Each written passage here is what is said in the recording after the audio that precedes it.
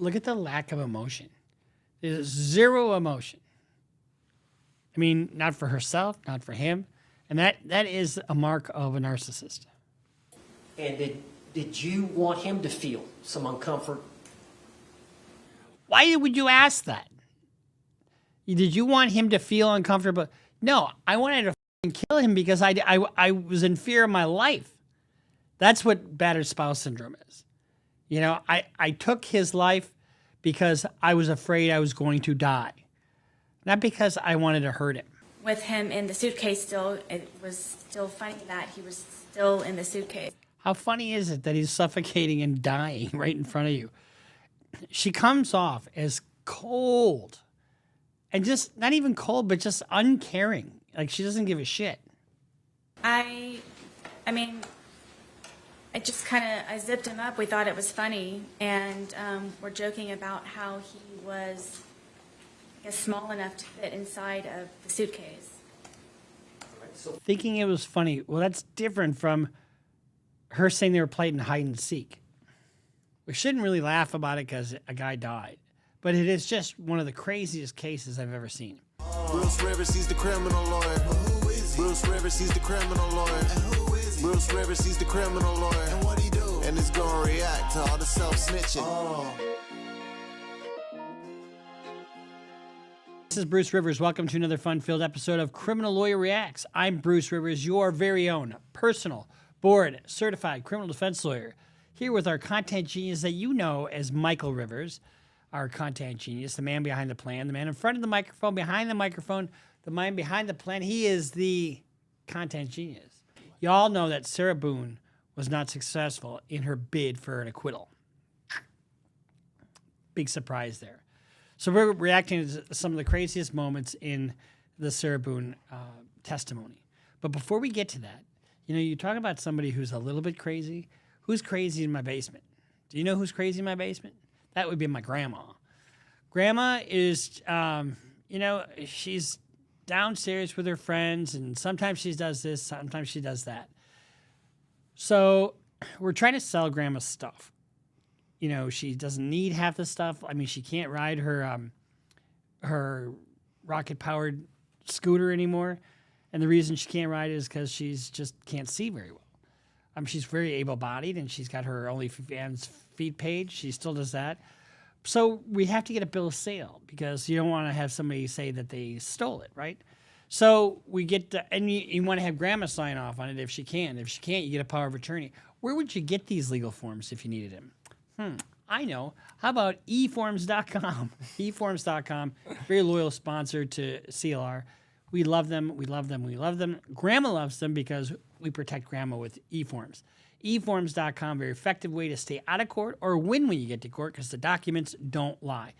And having those legal forms at your ready by eForms is a good way to avoid the high cost of a lawyer.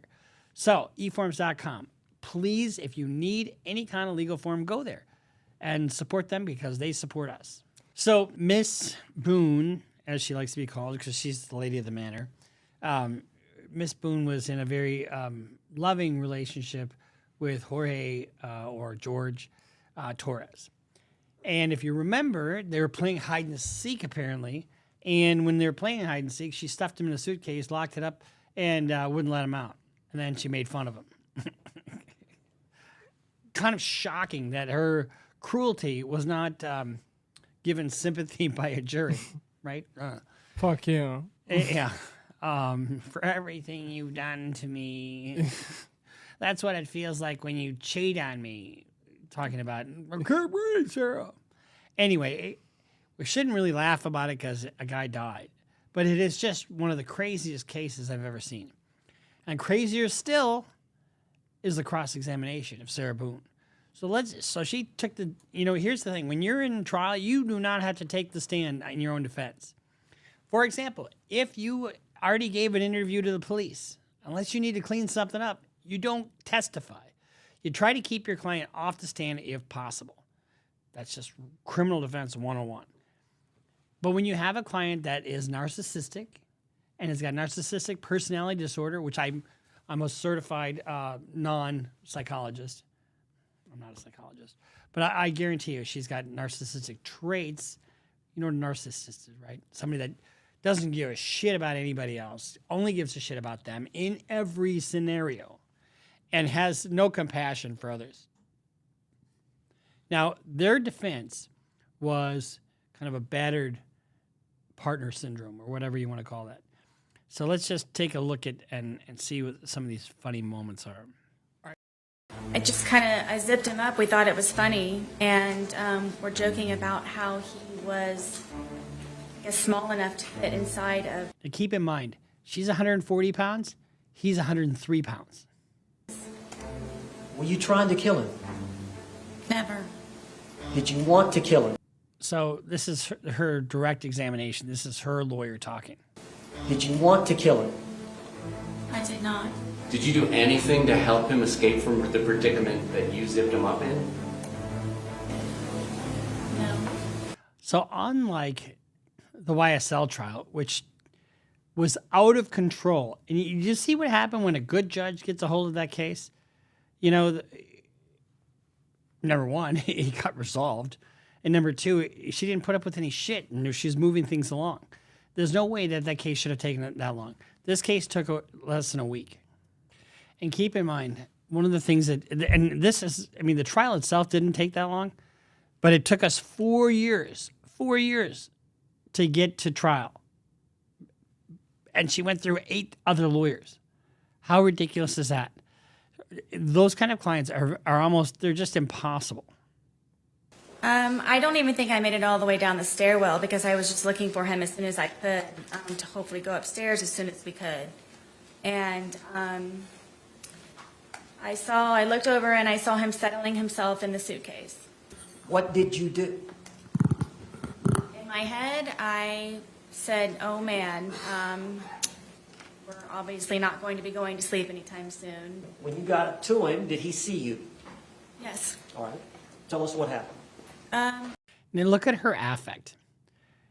By affect, I mean like her personality and her emotion.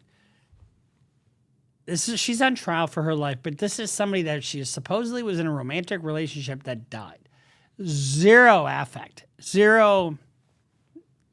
I mean, she might as well be talking about going to a car wash. I zipped him up. We thought it was funny, and we're joking about how he was, I guess, small enough to fit inside of the suitcase. All right, so what Thinking it happened? was funny. Well, that's different from her saying they were playing hide and seek. All right, so what happened then? From there, it was just we were laughing about it, and Does he look like he's laughing? Sarah, I can't breathe. He doesn't look like he's laughing at all. Who's laughing, though? Sarah's laughing.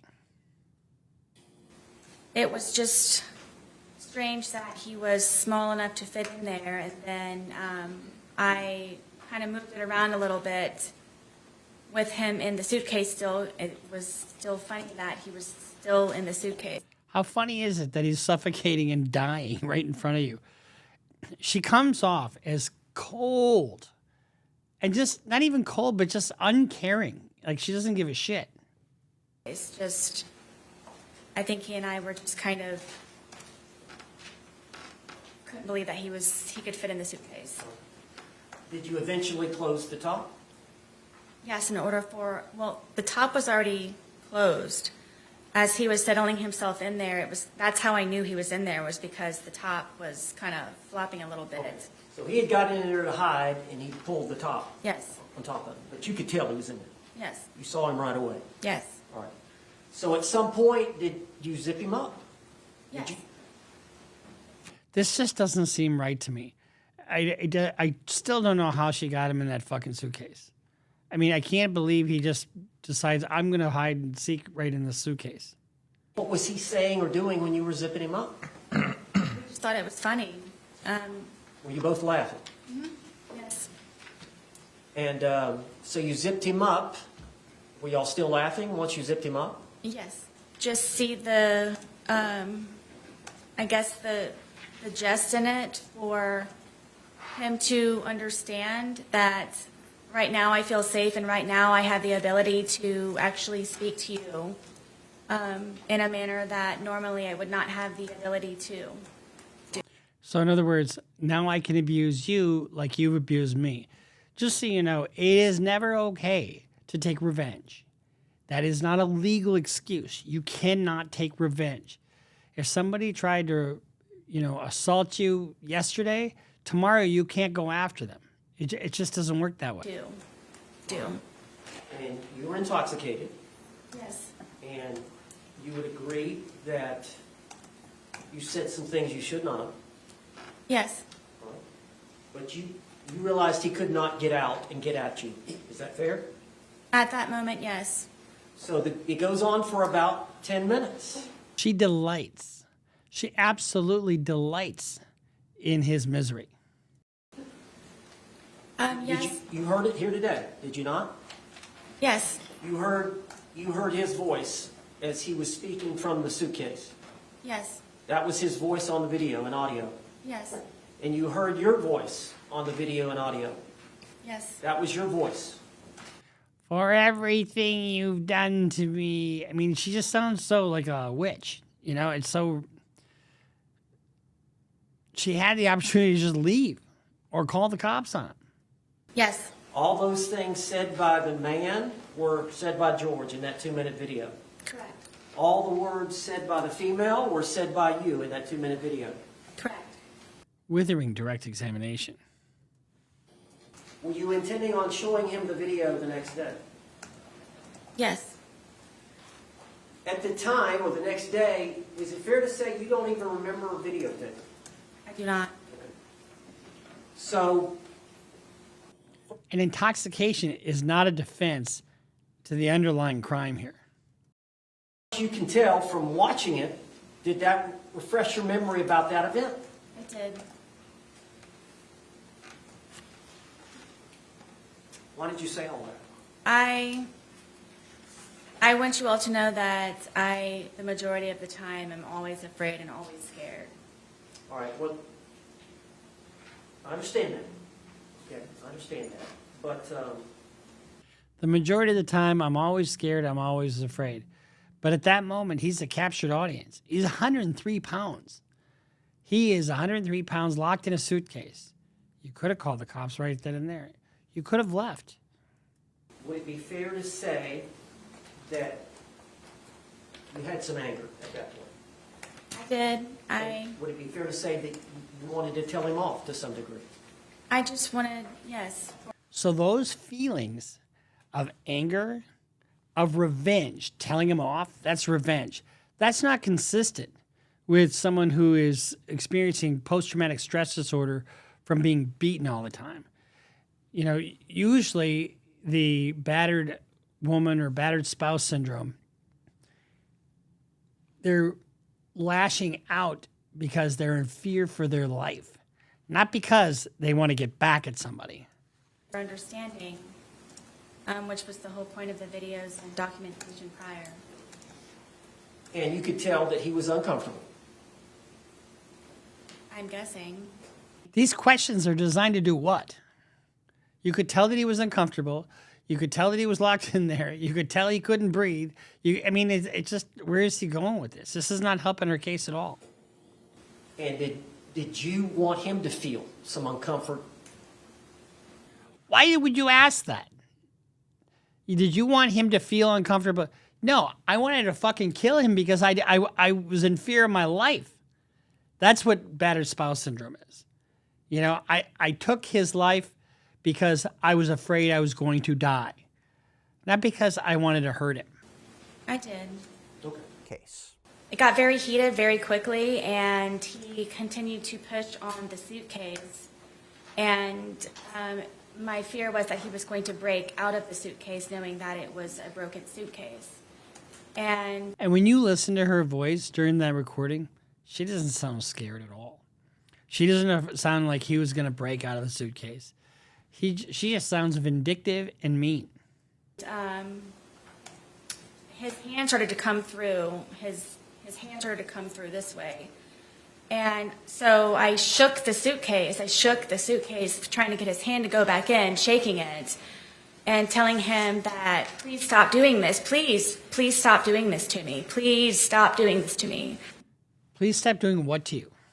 He's trying to escape a fucking suitcase. He's not doing anything to her. And she's not having PTSD symptoms or reactions when she's telling him, fuck you for everything you've done to me. You know, I mean. So his hand actually got out of the suitcase. Yes. And you went to the suitcase Yes. and shook it. Yes. Did that force his hand to go back in? No. So you're shaking it. Were you shaking it to try to get the suitcase, his hand back in? Yes. How long did you shake it? So she's intentionally confining him to the suitcase. How long did you shake it? I don't know. But his hand was still out.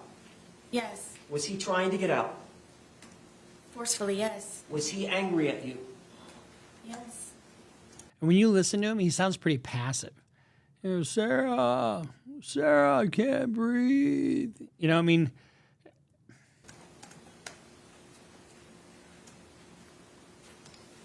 Were you in fear? Always. If he would have gotten out of the suitcase, what would he have done to you? Like he used to tell me. objection calls for speculation. Like he used to tell me, he probably would have made me unrecognizable, or I would have lost my life. For the split-second reaction that I had, I happened to see that, and I grabbed the baseball bat and was trying to poke his hand to go back in, to please don't break through, please. So I hit his So how did they go from this is really funny to you're going to stay in there until you're dead? hand. And you said you poked him with it?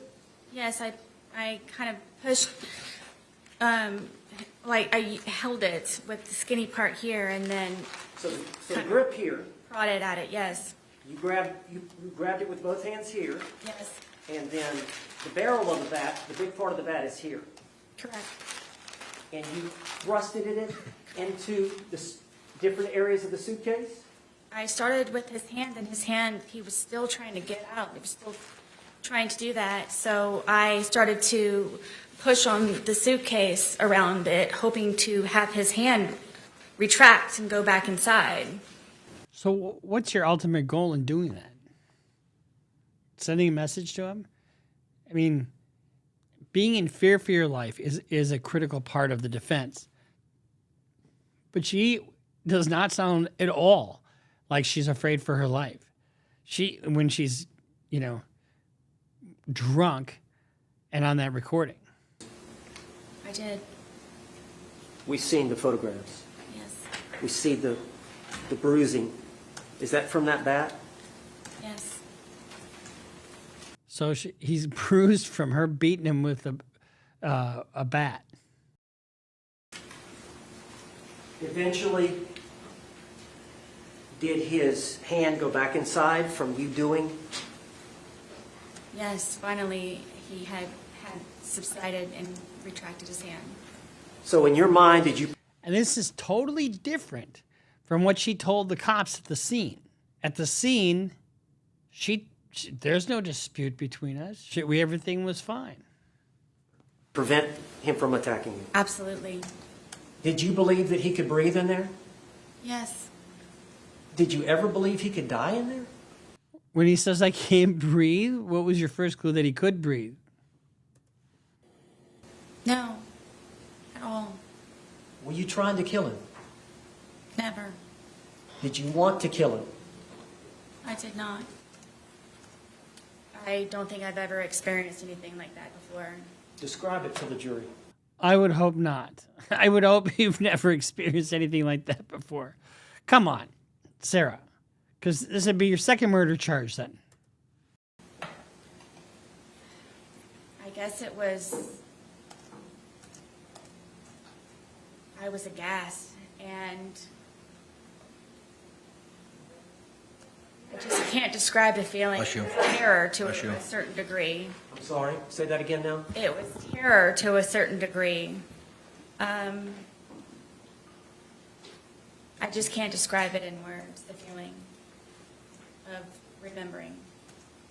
And then he was still in there. So what did you do?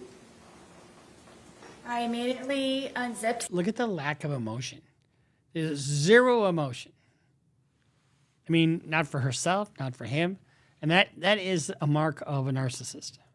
I immediately unzipped the suitcase and I was screaming, George, George, George, and I was shaking him.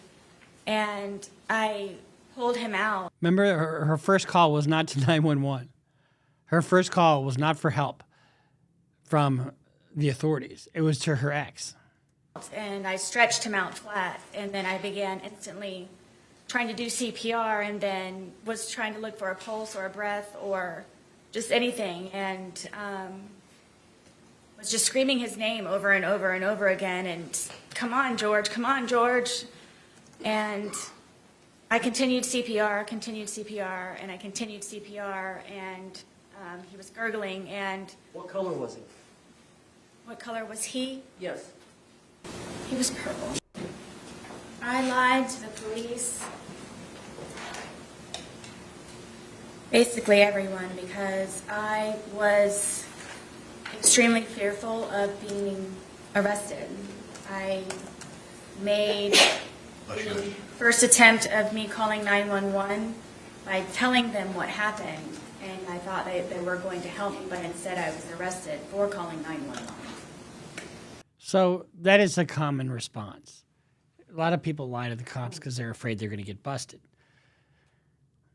But it doesn't change the fact that if you're willing to protect your own ass, you know, what else are you going to lie about? So you made the decision to lie. I did. Did you stay with that lie? I did. Are you telling the truth today? I am. Now let me take you back to the We did a reaction to her interrogation, and she thought for sure she was going home. She had no clue.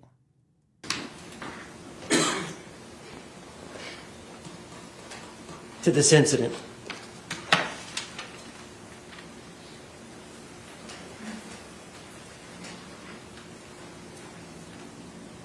Is it fair to say that when George Torres is sober, he commits no violence against you? No. Is that fair to say? Yes. Is it fair to say that every time that he's intoxicated, or every time that you're hit by him or harmed by him, it's when he's intoxicated? Yes. Objection, leading.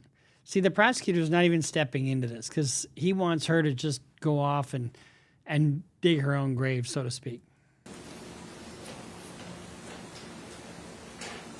As a result, when he's drinking, does it change your outlook? Yes. Could you explain that to the jury? I'm always fearful, paranoia. Why? See, one of the things she's doing there is she's searching for the answers, right? Did you hear the tone in her voice? I'm always fearful, kind of almost like asking a question. And it just isn't believable. Because I tried to protect and defend myself for fear something happens at the last ultimate second. But you're always that way, fearful. Is it because of these prior incidences? Absolutely. Ms. Boone, is that you? Yes. Are those injuries to your arm? Yes. Were they caused by George Torres? Yes. And during the same incident, is this you? Yes. Is that an injury? Because you're a victim of domestic violence does not necessarily mean that you are suffering from a battered spouse or partner syndrome. Or bruise to your ribcage area? Yes. You had to go to the hospital as a result of these injuries to your thigh? Yes. It was Okay. extremely Is this- painful. Is that a depiction of the burn? Yes. Is that your thigh? My thigh, yes. And your knee? Yes. So, George stabbed me in my leg. I almost bled to death. All right, well, let's go back and explain what led up to that. I thought it would be nice to cook a nice steak dinner. We don't have two nickels to rub together, so I thought it would be special to make a steak dinner and baked potato and go above the normal whatever's left over in the refrigerator. And then he came upstairs and saw that I had made the steak dinner, and I don't know how to describe how drunk he was, but it definitely was not George.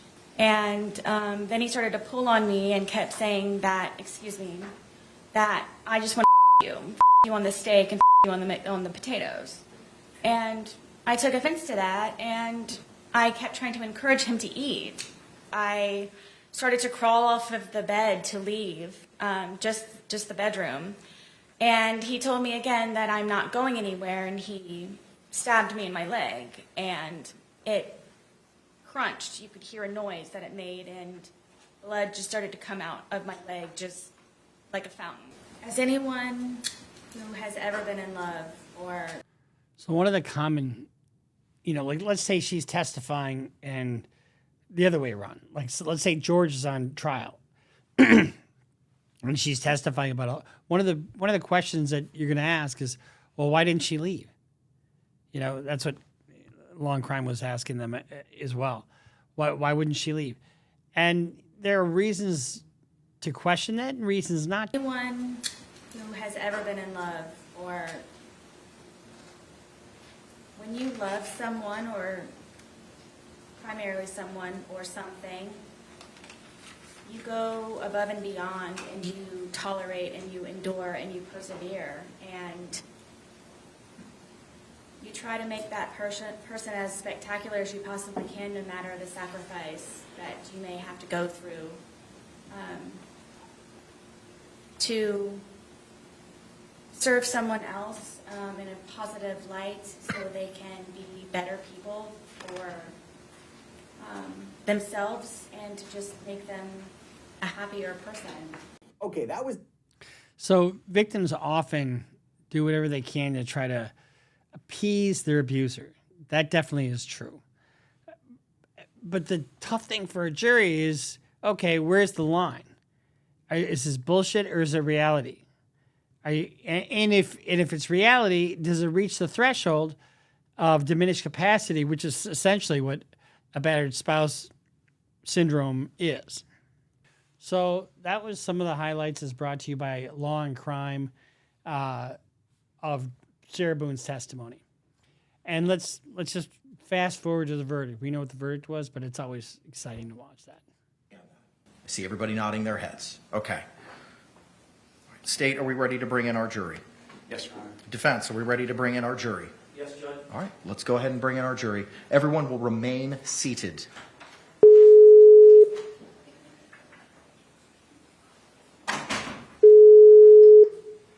So there is no, as a defense lawyer, there is no more nerve-wracking time than waiting for a verdict. I mean, sometimes you know ahead of time what it's going to be. Sometimes I fucking got this. I got it. But those are rare. Those are absolutely rare. But your palms are sweaty, your heart is beating fast, and it just seems like it takes forever for them to bring the jury in.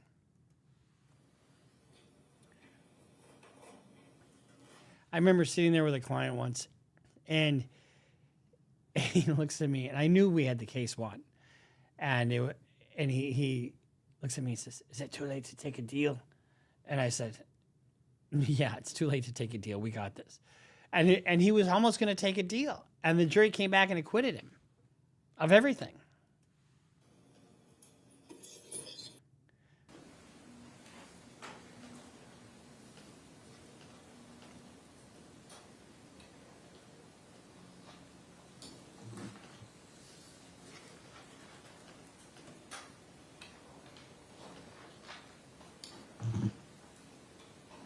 See, I mean, I'm almost sweaty now.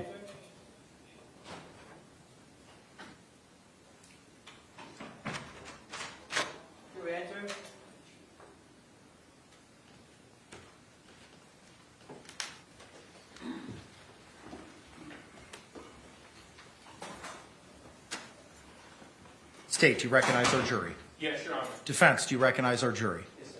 Members of the jury, you may be seated. Thank you. Members of our jury, good evening. I understand that you've come to a verdict in this case. Yes. If you could please hand the verdict form to the deputy, please. Thank you, sir.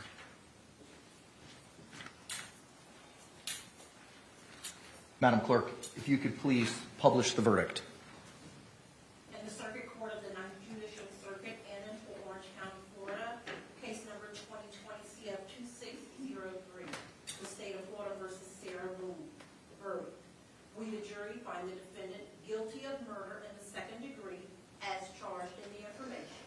So say we all, dated at Orlando, Orange County, Florida, on this 25th day of October 2024. The form has been signed by the foreperson. Madam Clerk, please poll our jury.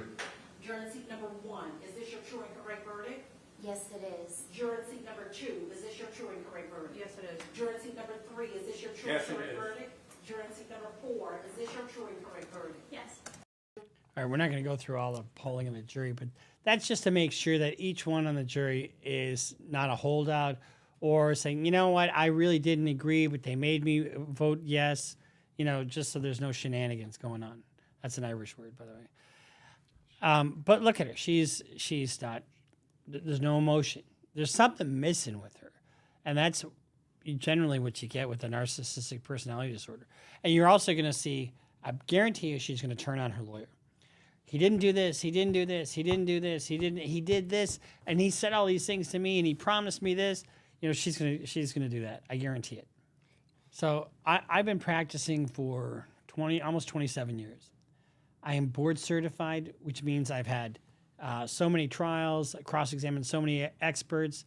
I have had 4 lawyers, 4 judges, and 4 prosecutors all vouch for my credentials, taken 2 tests. You know, I've tried a lot of cases in 26 years, 27 years. And, you know, when you see a client go through this process, some go through it well, some not so well.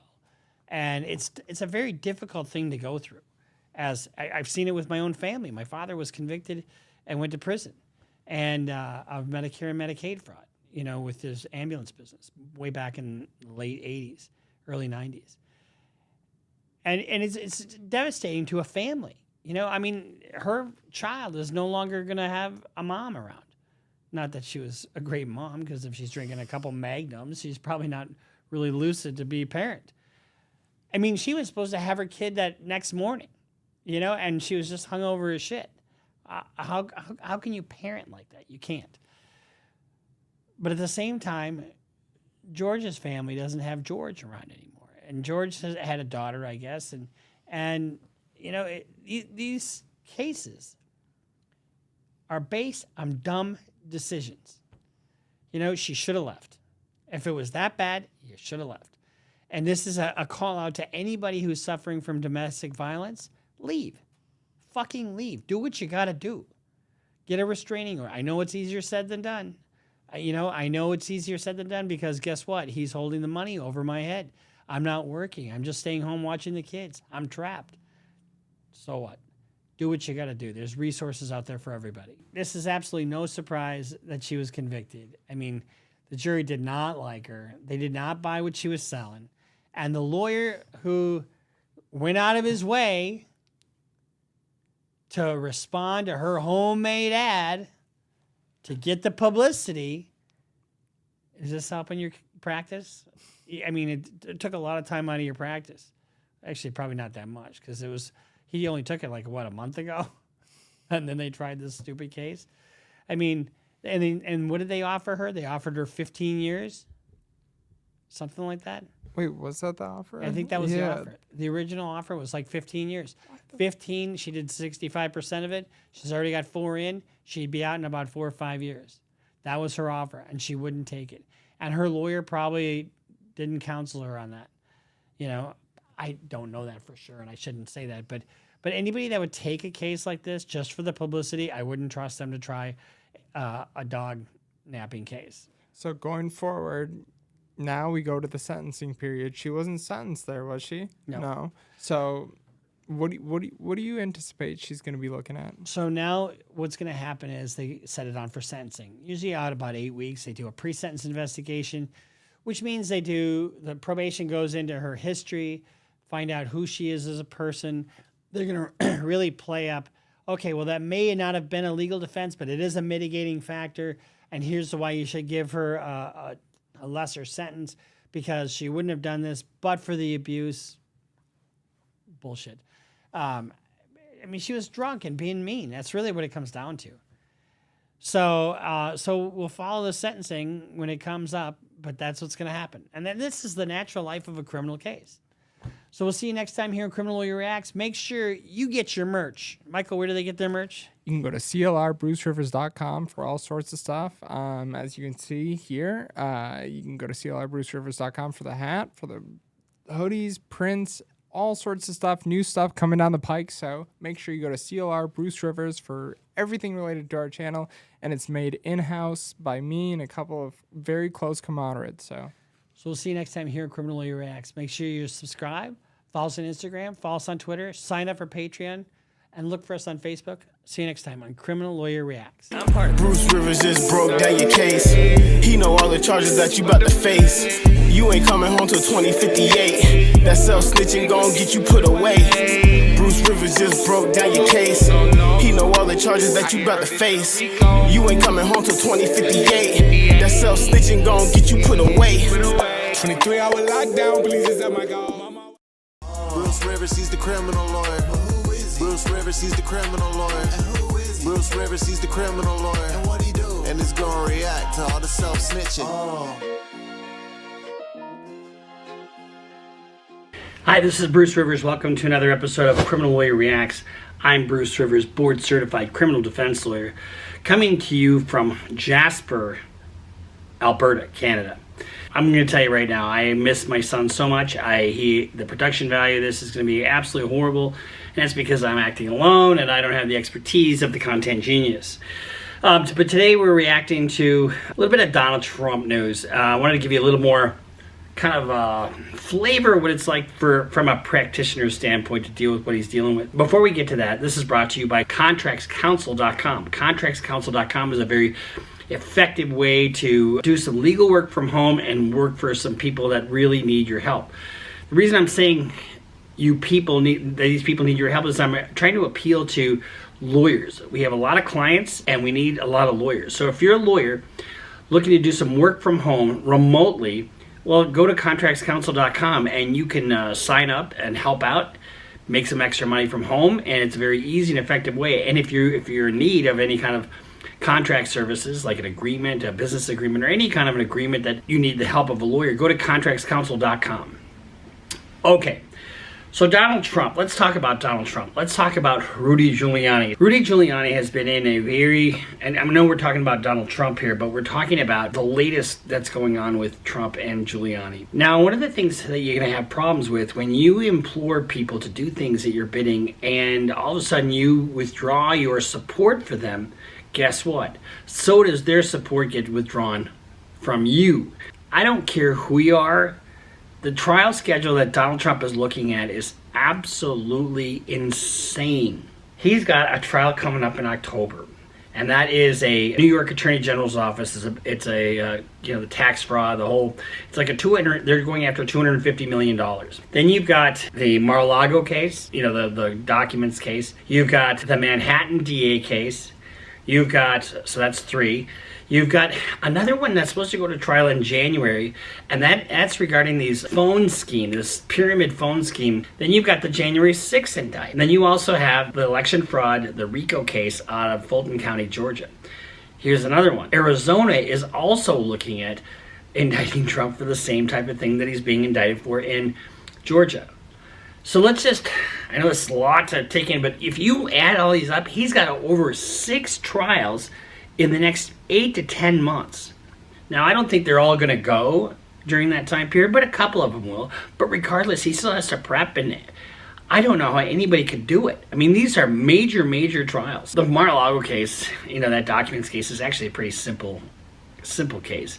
And it just has to do with authentication of the records. If they can authenticate the records, he's sunk. But let's talk a little bit about what's going to happen in Georgia, because that's the one that's the most pressing right now. He's got until Friday, until the 25th of August, to turn himself in, along with 18 other people that were indicted.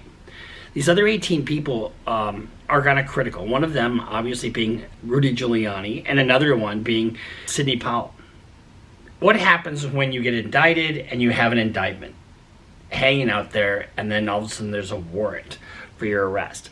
Well, there's a warrant for his arrest, and his lawyers have negotiated bail. So he's going to go in, they're going to book him in jail, they're going to take his fingerprints, they're going to take his photograph, and he's going to post $200,000 bail.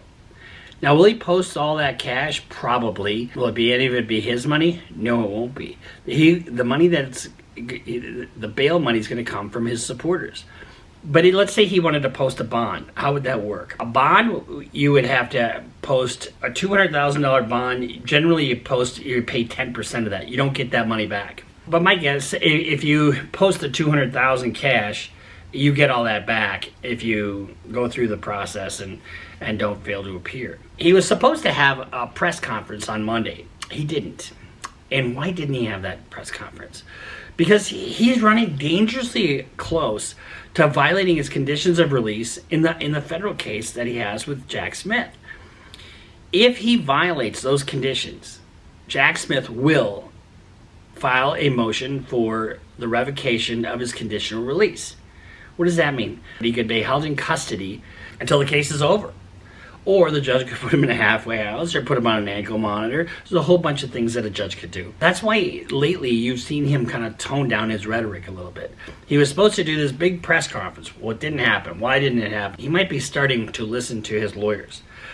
I do find it interesting, though, that that they negotiated $200,000 bail. Because if I'm representing Donald Trump, I'm sure I could have gotten him out of there with no bail, because it's like he voluntarily showed, because he's going to surrender himself. He's going to show up, and he's the most recognizable person on the planet. He doesn't have any history of non-appearances, and he's got a lot of balls in the air. But this is an old case, relatively speaking, and it's just incredible that they can't, that they didn't want to argue the bail conditions to the judge. He's going to post the bond, and I think everybody else is going to show up too. I mean, it's so incredible that all these people are getting drawn into this way. Now, where does Rudy Giuliani fit? I mean, you heard people talk about advice, relying on advice of counsel, and you can only really do that if you have good faith to believe that the advice you're getting is real. I mean, you have the fake electors. You have all kinds of other schemes that he was trying to do in order to reverse this election. And hey, fellas, we only need 11,780 votes. That's one more than we have. That is just amazing that's on tape, and that's going to be very damning. But let's talk about the indictment itself. The indictment, the RICO indictment, is it properly used in this context? I don't really know. Some could argue that it's, really being misapplied here. But let me tell you what it does do, is it makes it a little easier. It's more broad, and it's going to be easier for Fani Willis to prove her case. Because a whole lot of other evidence that wouldn't be admissible is going to come into this trial, like acts that occurred outside the jurisdiction. Let's talk about Rudy Giuliani. It's been in the news lately that Rudy Giuliani is broke, that he doesn't have any money, that Trump hasn't paid him for the quasi work that he did, and Trump is not going to pay his legal bills, which I think is just stupid, because guess what? The other reporting is that Rudy Giuliani and his team are talking to Jack Smith about potentially cooperating, and Rudy Giuliani is also being sued by, the company that did the voting machines that sued Fox. They're suing him too. And he's got all kinds of he's lost his license. And so I think he's going to punt. I think he's going to look for the quickest and the fastest way out. And if that means rolling on Trump, that's what's going to happen. And I bet you any money, $1 to a hole in a donut, that Mr. Waltonana, the one that's also charged in the documents case, I wouldn't be surprised if he rolls as well. This is a very difficult thing for anybody who's a lower level person to deal with. Trump is trying to play the wait and see game. In other words, trying to delay. And one of the things he's done is he's tried to delay this out until 2026. That isn't going to happen. But these are just an amazing number of cases. And just from a lawyer standpoint, holy fuck, if I had 6 trials coming up in the next 6 to 8 months and I have to get ready for them all, it'd be a very difficult task. So that's why I think when they ask for a continuance of the trial date, I don't think a judge is going to really be too harsh on them. I think a judge is going to give them plenty of time. The New York case, I think, is scheduled for December, January, or something like that. I think that will probably go first. And then the rest of them will fall in line after that. But he's looking at 91, I think a total of 91 counts over all the indictments. But I think it's, with regard to Trump, I just think it's fascinating. It's just absolute, from a legal standpoint, all the stuff that he really should have one guy that's quarterbacking all the different litigation. And you have one guy and then a bunch of other people delegating various teams. And I think that's probably what's happening. I'm not part of their team, obviously, but it's just a mountain of work. And he spent already $40 million on legal fees, according to some reports. Now, he's not going to get kid glove treatment when he goes into Fulton County Jail. He's going to be treated like anybody else. They're going to take his fingerprints, take his photograph, and he's going to have to post a bond.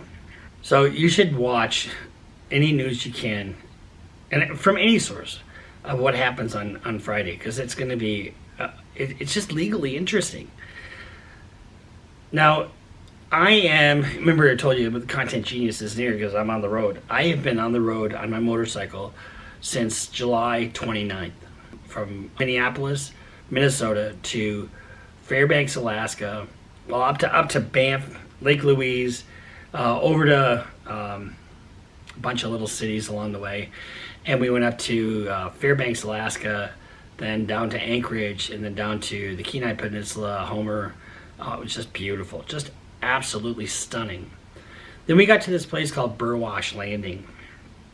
Beautiful, huge lake, about a little over 300 feet deep, just gorgeous. And that's what you look for when you're touring in a motorcycle. You want the most beautiful scenery, the best turns, that kind of thing. And we have 5 guys, right? 5 guys that are on the road. And we're coming around this bend, and this woman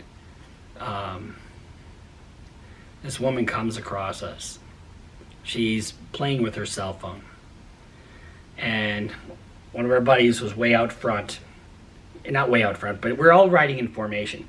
You staggered formation. And she crosses into our lane. And when she crossed into our lane doing about 60 miles an hour, which is about what we were doing, she smashes head on into the lead rider. He was riding a BMW 1800cc, beautiful bike, brand new, and just disintegrated it. Now I'm number 4, okay? So he smashes in, and the plastic goes everywhere. I just see a sea of plastic.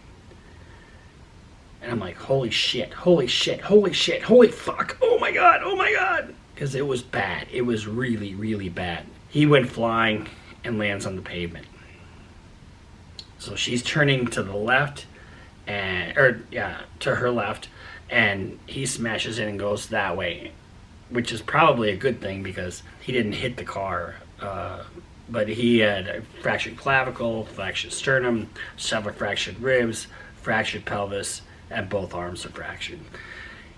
He had gear on, and his back had a plate in it, not a plate, but body armor that you put in. It's a foam, like thick foam, high density foam, 4 layers thick back armor.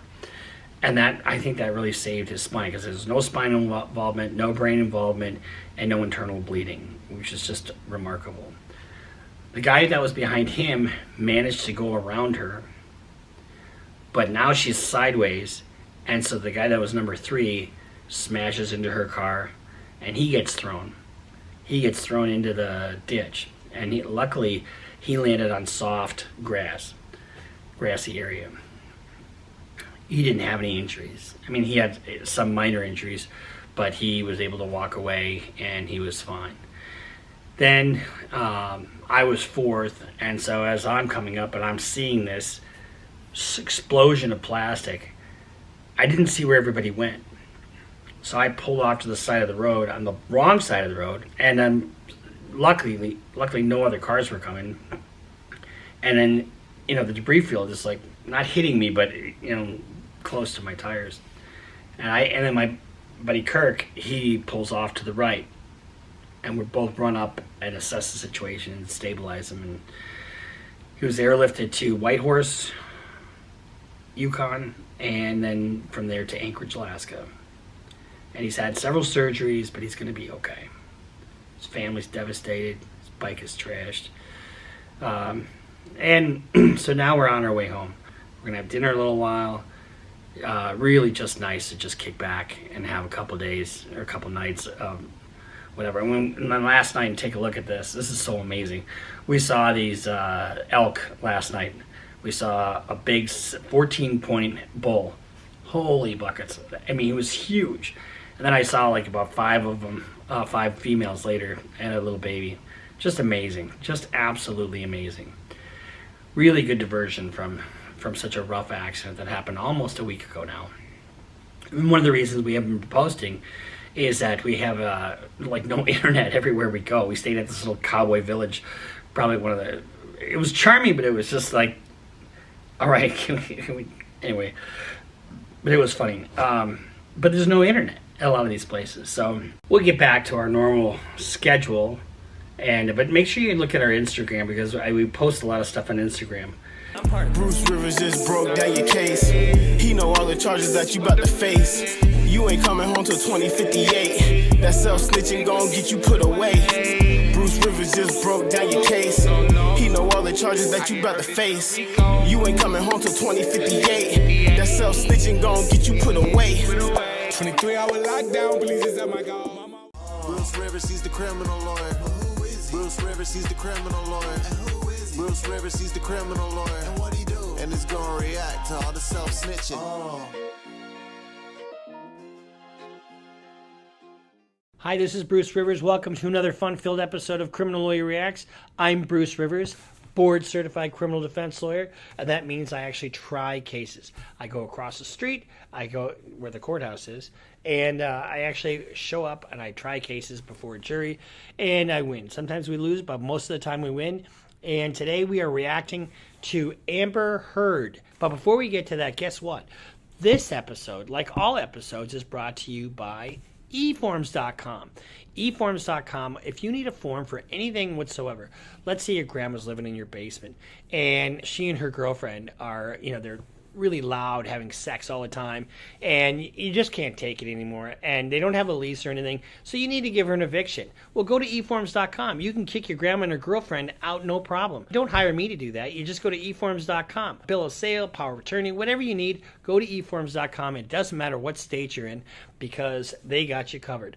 Let's talk about Amber Heard. Here's the thing. Remember, we kind of went through the whole trial together, because I covered a big chunk of that trial. And remember Elaine, who is the most tone-deaf lawyer I've ever seen in my life. I can't even believe she said some of the shit that she said. And not knowing the fucking rules. She got her ass handed to her so many times. It was just outrageous. Objection, Your Honor. I'm trying, Judge. I'm trying. Do you recall? I'm trying. What the fuck? Who fucking does that?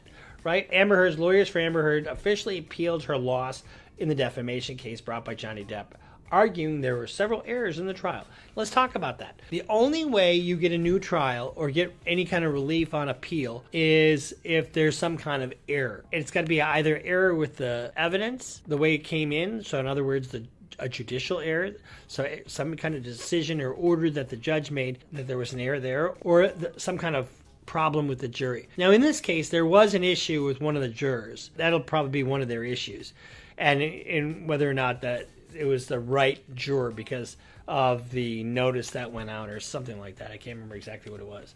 So Amber Heard's attorneys cited exclusion of the November 2020 libel case Depp lost against the Britain Sun newspaper, where Depp was referred to as a wife beater according to the appeal. That's one of their issues. They're saying, you excluded that. That was an error, Judge. And so we're going to go to the Court of Appeals. Here's the thing. Evidentiary decisions by a judge on what comes in and what goes out are afforded an abundance of discretion. What that means basically is that a judge has a lot of discretion on what comes in and what comes out. And if the judge says something is going to be more prejudicial than probative, so that means it's going to hurt one side more than it's going to help the other side. You know what I'm saying there? And so if it's more prejudicial than probative, and if a judge makes that ruling, which is what she did in this case, and there's different standards of proof as well. So, in fact, in that case, Amber Heard wasn't even a party. The appeal also asserts that Depp's team didn't prove actual malice in the cause and that the jury was improperly instructed about the role of actual malice in the case. Well, one of the things that they did is they had jury instructions, and they all agreed to what the instructions were ahead of time. And in early November, Depp's legal team appealed the court's decision to grant Heard's $2 million Los Angeles Times reported. So Depp's team is also appealing the $2 million verdict. So now what happens? So now the case will go to a 3-judge panel for a decision. So what happens is, okay, you file your notice of appeal, and then you have so much time, usually about 30 days, to write a brief. So that's a legal document that you file.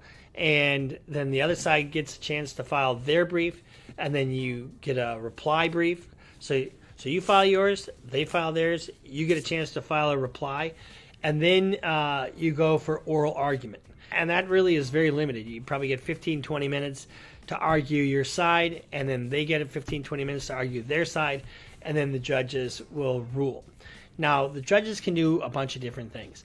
They can just affect the actual money award, or they can also say, okay, this was an error and it was fundamentally unfair, so we're going to grant you a new trial. Or they can send it back for an evidentiary hearing for considerations by the trial court. So if in light of this, then this. But the problem that you have is this is a jury decision, and courts generally don't like to upset jury decisions unless it was so egregious. And in this case, you can tell that they weren't moved by passion or prejudice, because they found against Johnny Depp on one scenario and then for him on the other case. So it seems like they were very thoughtful, and the record really does support the verdict, in my opinion. And let's just talk about what did the jury award. The jury awarded $10 million in compensatory damages and $5 million in punitive damages. But in Virginia, there's a cap on punitive damages, and that's $350,000. So Johnny Depp's judgment was $10,350,000. That's his judgment against her. And her judgment was $2 million, and that was for compensatory damages and no punitive damages. So you reduce Johnny Depp's by $2 million, and so it's basically $8,350,000 judgment, which I don't think she has, unless she's banging some rich guy or woman. Anyway, so where do they go from here? I don't know, what is in store for Amber Heard. I mean, I think she's in Spain, kind of hanging out with somebody that's got money, and that's what drives me nuts. Okay, and guys, let me tell you something. If you're with a woman that doesn't have her own shit in her own program, you need to be with somebody that does. And, same with you, ladies. If you're with a guy that doesn't have a fucking car, then you need to get a new man, because you both should have your own shit. You both should have your own program running. You both should have, You know, and guess what happens when you do that? You're independent, but you also share experiences together, right? And so I'm really suspicious of any woman that just latches on for the dough. And that's what she seems like to me. But looks like she's going to be in Aquaman 2. I don't know how marketable she is or isn't. It seems to me that people, you know, love to see a train wreck, right? You drive by a fucking car wreck and, you know, you rubberneck. Well, Amber Heard just kind of seems that way to me. Like, if she's in a movie, people will go see it just to see the train wreck. I don't know how good an actress she is or isn't. I know Johnny Depp is fantastic, and I've loved him in pretty much everything he's done, except for Edward Scissorhands. That was just a weird movie. Clip. Anyway, this is just our little take on the appeal process and what to expect. My guess is, you know, and 90 to 95% of appeals go by the wayside. They're not accepted, and district court's decision is usually affirmed. Don't expect that Amber Heard is going to get a whole lot of relief from the Court of Appeals. She might, but I don't think so. If you have any questions about this or anything else, send us some comments. We'll be looking at these over the next week or so. We really do appreciate the comments. We also really appreciate you, and that's why we have a merch store. So go down to the Bonfire. You can get bucket hats, hoodies, sweatshirts. We'll see you next time here at Criminal Lawyer Reacts. Make sure you subscribe, follow us on Instagram, follow us on Twitter, and we'll see you next time on Criminal Lawyer Reacts. Bruce Rivers just broke down your case.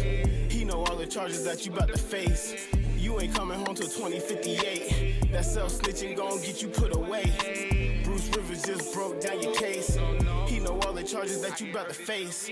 You ain't coming home till 2058. That self-snitching gon' get you put away. 23-hour lockdown, police is at my God.